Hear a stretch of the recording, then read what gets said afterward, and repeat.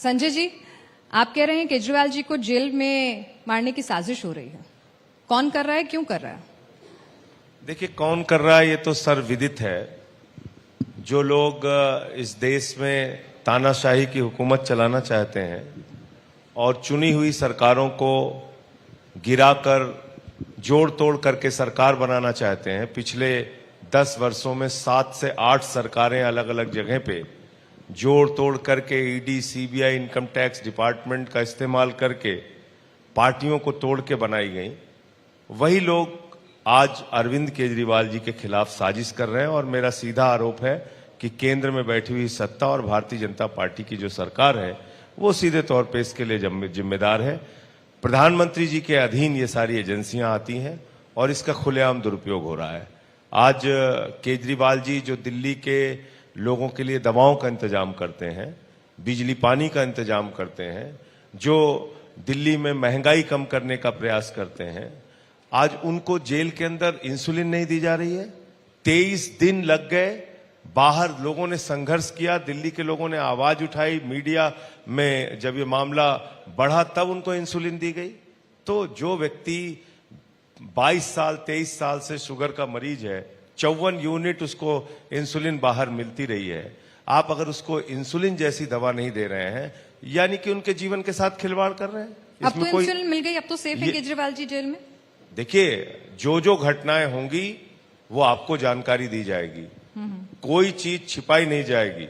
जो उनके साथ बर्ताव किया जाएगा वो बाहर के लोगों को बताया जाएगा। फिलहाल सेफ है ना, अब इंसुलिन मिल गई, मेडिकल बोर्ड भी गठित जरूरी हो गया। था। मेडिकल तो बोर्ड अब सेफ है ना, अब आप कहेंगे मेडिकल बोर्ड किसने गठित किया? मेडिकल बोर्ड माननीय न्यायालय ने गठित किया। न्यायालय ने कहा कि एम्स के डॉक्टरों का पैनल बनना चाहिए और वो उनकी पूरी जांच करें। तो उसके बाद इंसुलिन शुरू हो गई। तो अब सेफ हैं केजरीवाल जी? जब अगर कोई और प्रॉब्लम आएगी तो फिर बताएंगे आपको। अभी तो सेफ है ना? हाँ, मतलब ठीक है, ये अच्छा लगा दिल्ली को जानकर कि अभी फिलहाल हमारे मुख्यमंत्री दिल्ली के सेफ हैं।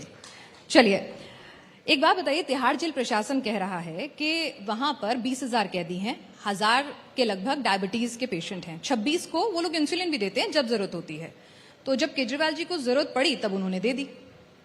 23 दिन तक जरूरत नहीं पड़ी, हमको न्यायालय जाना पड़ा इसके लिए, हमको एम्स के पैनल के लिए रिक्वेस्ट करनी पड़ी। 23 दिन तक उनको इंसुलिन नहीं दी गई। 320 शुगर उनका जा रहा है, 200 की फास्टिंग जा रही है, उनको शुगर की जरूरत, उनको इंसुलिन की जरूरत नहीं हुई। ये कोई सामान्य आदमी भी मानेगा क्या इस बात को? जो भी शुगर के मरीज होंगे, डायबिटिक होंगे, उनसे आप पूछिएगा। इसलिए मैं कह रहा हूं कि एक गहरी साजिश करके ये पूरा मामला तैयार किया गया केजरीवाल जी के खिलाफ, और जब वो जेल में हैं तो उनके जीवन के साथ खिलवाड़ किया जा रहा है। लेकिन अगर इंसुलिन की बात करें तो डॉक्टर के रिकमेंडेशन पर, उनके एवैल्यूएशन पर ही दी जाती है। और तो 54 यूनिट कैसे दी जाती थी? डॉक्टर के रिकमेंडेशन पे ही दी जाती थी ना। तो बाहर जो इंसुलिन रिवर्सल प्रोग्राम पर भी थे वो, तो ऑनलाइन होता है वो प्रोग्राम, उसके लिए भी उन्होंने रिक्वेस्ट किया कि शुरू करा दीजिए। पूछे तिहाड़ जेल वालों ने शुरू कराया? वो तो कोर्ट कहीं भागने का रास्ता नहीं है। मैं वही कह रहा हूं ना, जब कोर्ट में हम लोग गए तो 40 मिनट वीडियो कॉन्फ्रेंसिंग के जरिए एम्स के डॉक्टरों से अरविंद केजरीवाल जी की बात कराई गई और उसके बाद ये इंसुलिन शुरू हुई है। आपके दर्शकों की जानकारी के लिए मैं बता दूं। ठीक है, चलिए, आपने एक बात और कही कि केजरीवाल जी को यातना घर बनाया गया है। हिटलर ने भी अपने विरोधियों के लिए यातना गृह बनवाया था।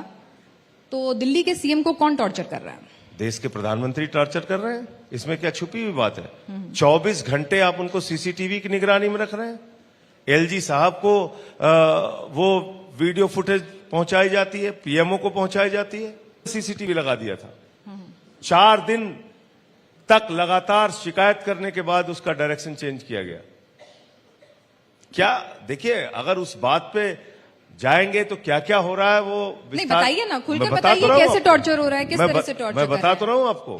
24 घंटे उनको सीसीटीवी की निगरानी में रखते हैं।